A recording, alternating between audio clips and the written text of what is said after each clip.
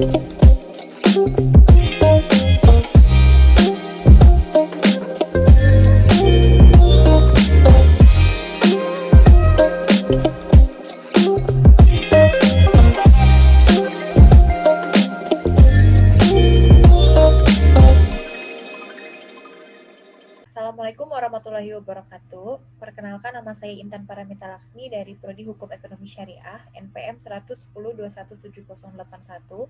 Pada kesempatan kali ini saya akan mempresentasikan hasil penelitian saya yang berjudul Tinjauan Akad Ijaroh terhadap transaksi TV kabel dan WiFi berlangganan IndiHome di Kecamatan Tambun Selatan, Kabupaten Bekasi.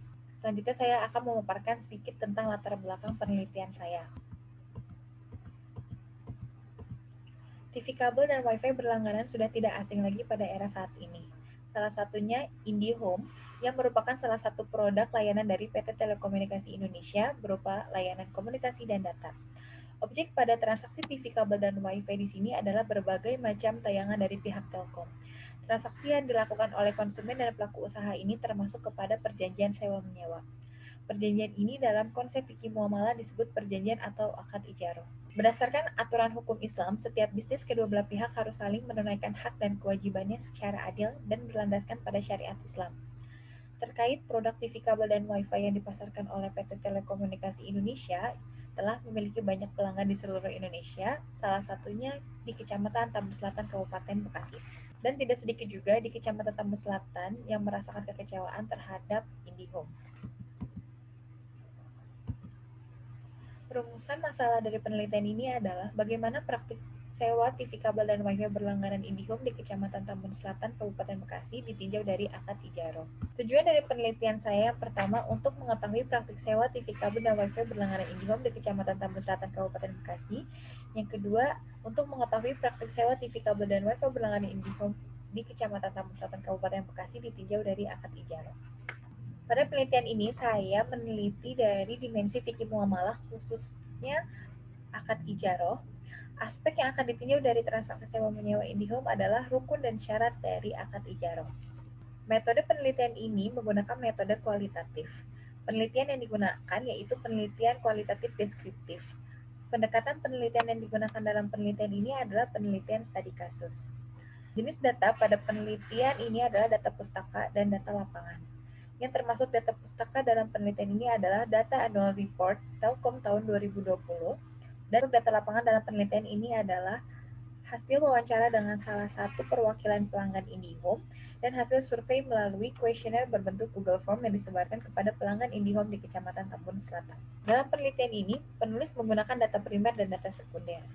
Yang menjadi data primernya adalah hasil wawancara dengan teknisi IndiHome, hasil wawancara dengan pengguna IndiHome di Kecamatan Tambun Selatan, dan hasil penyebaran kuesioner berupa Google Form kepada pelanggan IndiHome. Data sekunder yang digunakan adalah website Telkom, website IndiHome, dan annual report Telkom tahun 2020. Teknik pengumpulan data pada penelitian ini menggunakan kuesioner, wawancara, dan dokumentasi. Dalam penelitian ini, merangkum hasil kuesioner yang menunjukkan jumlah responden sebanyak 131 orang dan terdapat 10 orang yang bersedia diwawancarai oleh saya. Dapat dikatakan dalam wawancara tersebut, narasumber masih mengalami ketidakpuasan atas pemberian jasa berupa jaringan yang kondisinya terkadang tidak stabil. Maka banyak pula keluhan yang datang kepada IndiHome. Berdasarkan analisis dari dimensi akad ijaroh, perjanjian sewa-menyewa TV kabel dan WiFi IndiHome termasuk kepada ijaroh bil manfaat atau yang biasa disebut akad sewa-menyewa manfaat atau jasa. Dalam hal ini, IndiHome sudah sesuai dengan tujuan dari akad ijaroh itu sendiri, yaitu memberikan fasilitas kepada pelanggan yang membutuhkan manfaat atas barang dengan pembayaran. Berdasarkan ketiga rukun ijaroh, dalam ketiga aspek ini telah dilakukan oleh pihak konsumen dengan pihak produsen.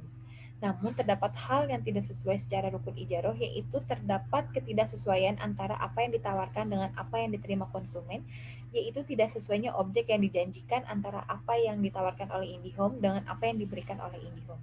Berdasarkan keempat syarat ijaroh yang dikaitkan dengan kasus IndiHome dengan pelanggan yang dirugikan, maka IndiHome telah melanggar syarat ketiga, yaitu IndiHome telah melakukan kerugian atas manfaat yang tidak jelas dan tidak sesuai dengan apa yang diperjanjikan di awal.